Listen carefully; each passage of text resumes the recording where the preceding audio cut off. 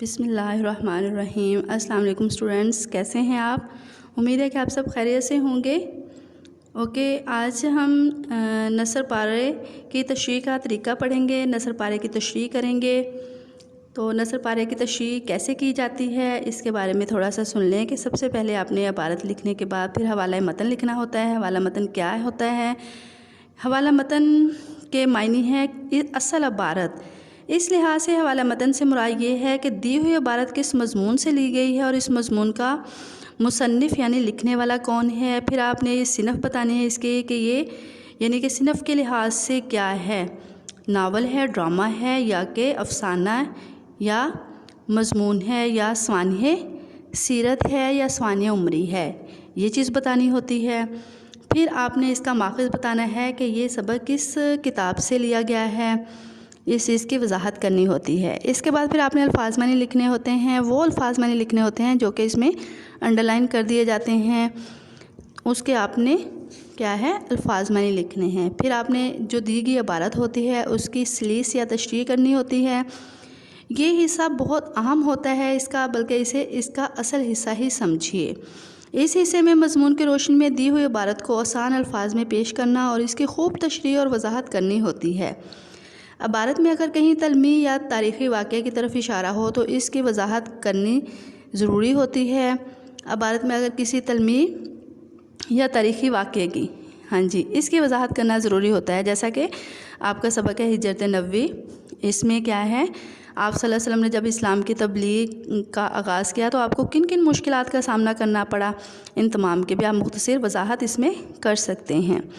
इसके अलावा आपने इबारत के मफ़हूम व मतलब की मुनासबत से इस मज़मून को यानी इस इबारत को समझते हुए कुरान आयात का तर्जुमा, अहदीस या अक़वाल वगैरह का हवाला भी दे सकते हैं, ताकि इबारत का जो मफ़हूम है वो खूब अच्छी तरह वाज़िया हो जाए। इसके अलावा तारीख़ी वाक़े के साथ साथ मिसाल या अपने तजर्बे और मुशाहदे का हवाला भी दिया जा सकता है। फिर आपने तशरीह करते हुए राइटिंग का ख़ास ख्याल रखना है।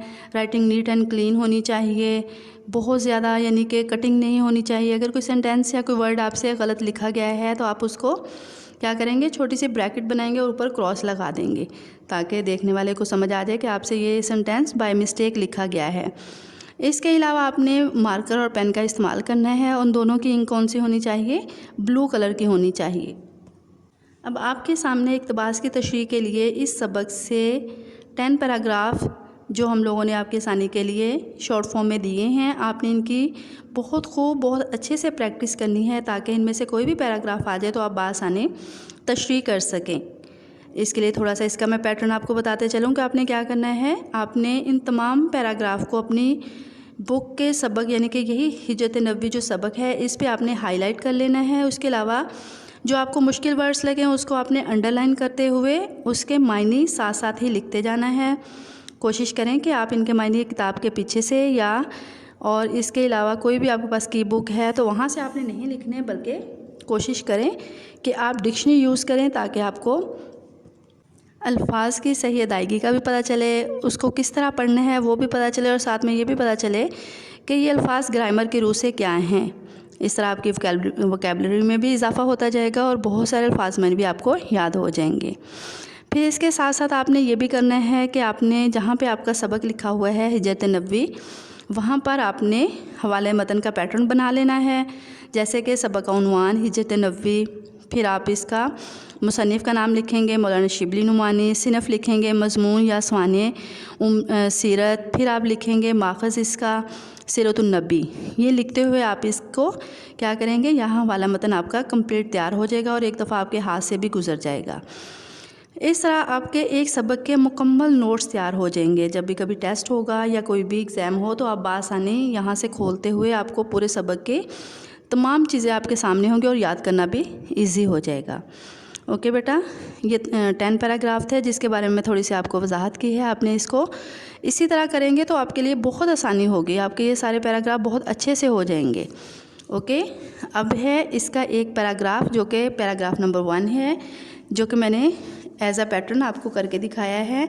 आपने इस पैटर्न को फॉलो करते हुए अपने बाकी पैराग्राफ की भी तशरीह ऐसे ही करनी है।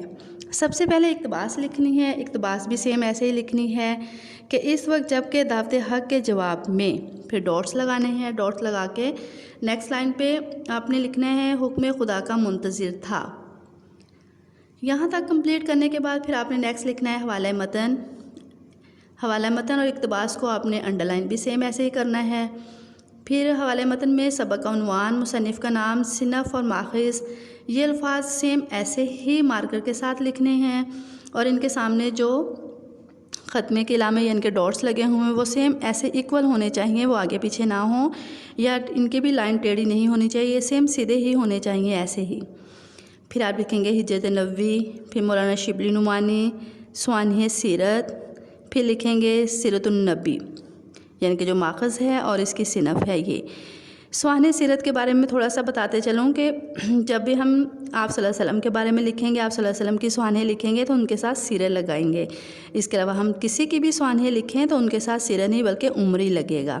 ये जो सीरत वाली सादत सिर्फ़ आप सल्लल्लाहु अलैहि वसल्लम के लिए यानी कि आप सल्लल्लाहु अलैहि वसल्लम को ही हासिल है।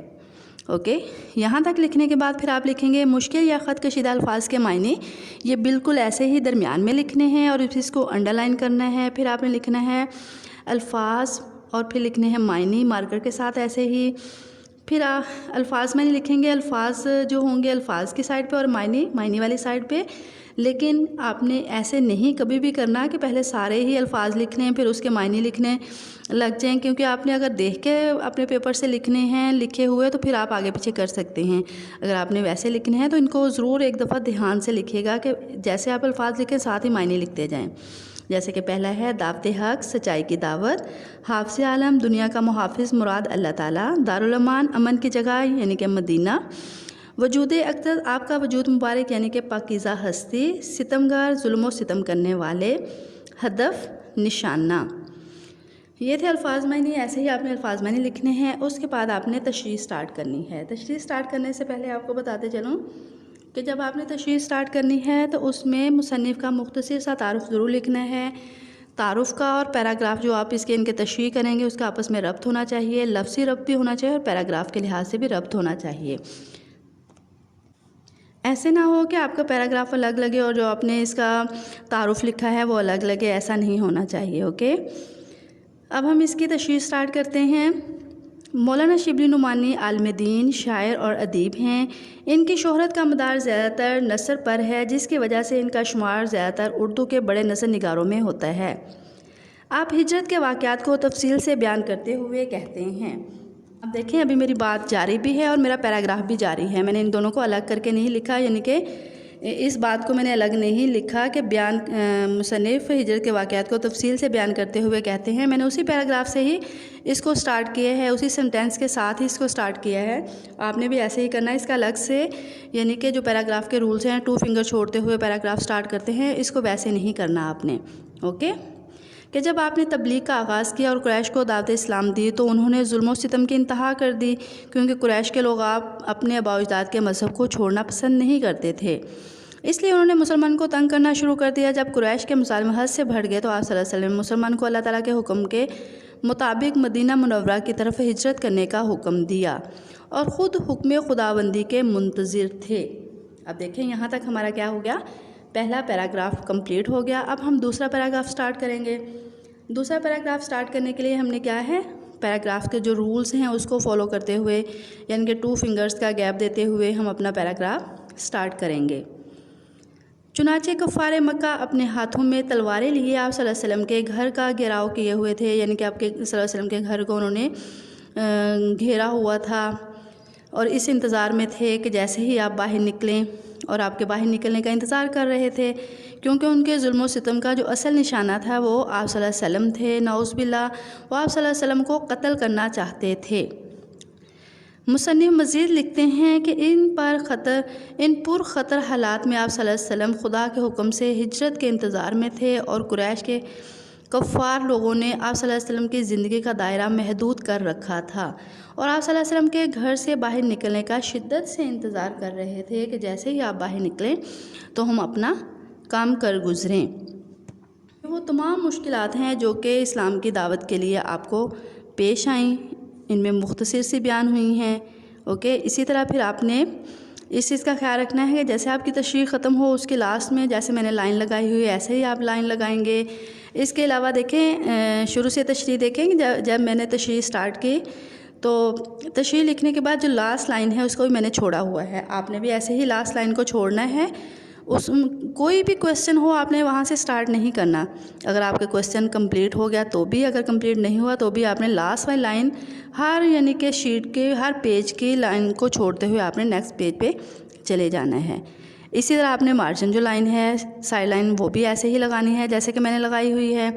इस तरह लगाते हुए आपने अपना वर्क यानी कि टोटली जो पैटर्न आपको बताया गया है इसके मुताबिक आपने अपना वर्क कंप्लीट करना है।